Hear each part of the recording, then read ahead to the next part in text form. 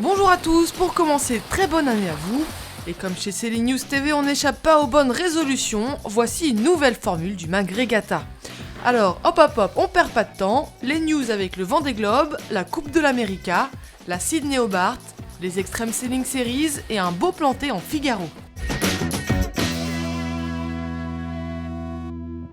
Et voici, et voilà, le Cap Horn. C'est un moment, c'est un vrai moment. Sur le Vendée Globe, Jean Le Cam est devenu le 8 janvier le 5e skipper à passer le Cap Horn. En tête de la flotte, ça tricote, au près et dans du vent mollissant. Gabar et le Cléage conservent un écart latéral de 110 000. Dur de grappiller des 1000 quand on a tous les deux les mêmes conditions.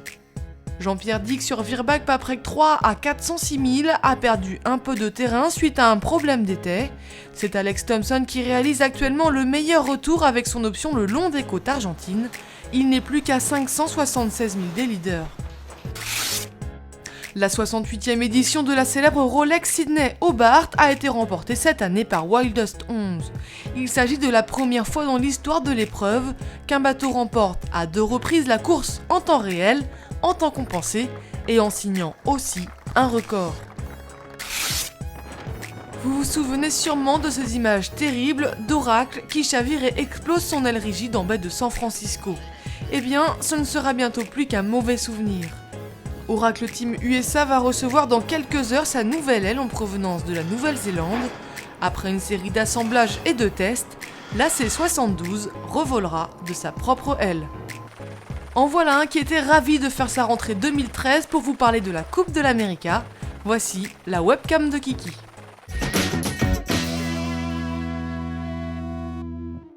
Bonjour, en ce début d'année 2013 où je vous parlerai bien jury. Non pas jury du Vendée Globe, à qui je suggère de lire la lettre ouverte des 14 navigants encore en course, la réponse est parfaite, mais jury de la Coupe de l'América. Souvenez-vous, novembre dernier, les Italiens réclamaient contre des Zodiacs américains qui s'arrêtaient sur leur trajectoire pour filmer et photographier à moins de 200 mètres, ce qui est interdit par le règlement.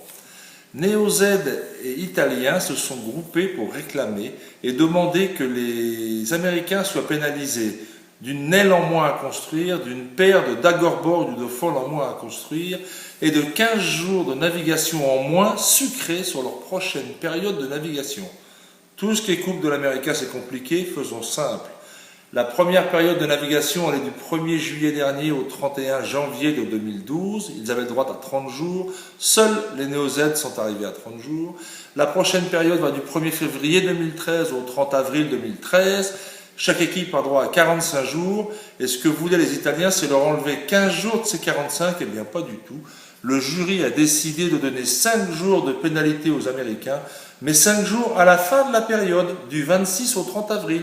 Ce qui fait que les Américains pourront naviguer 45 jours avant, tel qu'ils le veulent.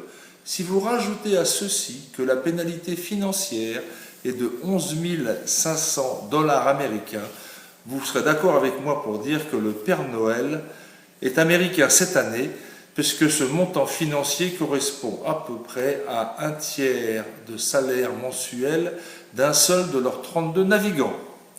Au revoir, bonne semaine.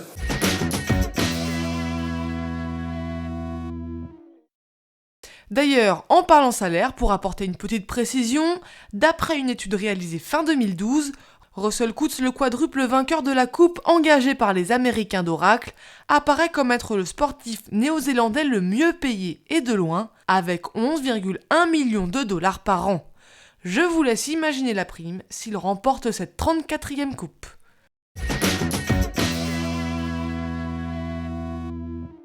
Pas de chance pour le Suisse Bernard Stamm qui s'est fait arracher ses hydrogénérateurs par un objet flottant.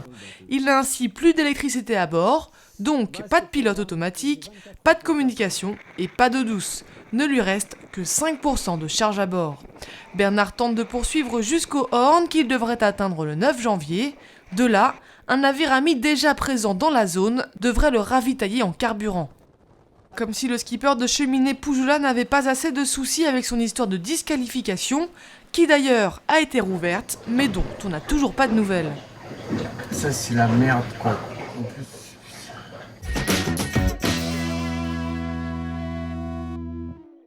Et cette semaine, je vous parle de la nouvelle saison du circuit Extreme Sailing Series qui, avec grand regret, se passera sans l'équipage de groupe Edmond de Rothschild. Le team a décidé de se concentrer sur le mode 70 du même nom et Gitana 11. En même temps, on les comprend. En tout cas, 8 équipes devraient être présentes à Oman pour le premier rendez-vous de la saison. Ça sera le 5 mars prochain, mais soyez sûrs qu'on en reparlera.